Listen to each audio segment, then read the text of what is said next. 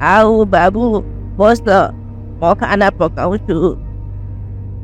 भीमले केही भनेन, किनकि उसलाई पनि धेरै भोक लागेको थियो।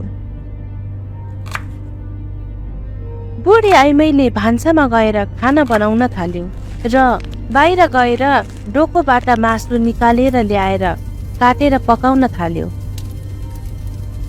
बिचारी बुढी आमा मेरो लागि मासु पो पकाउन थालिन्।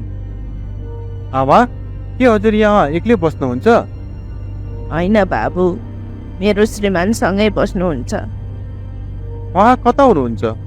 पल्लो गाउँ जानु भएको छ, एकछिनमा फर्किनुहुन्छ।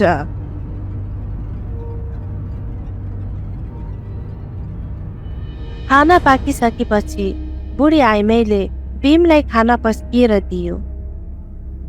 ल्याऊ, अब भात खाऊ बाबु। आमा हजुर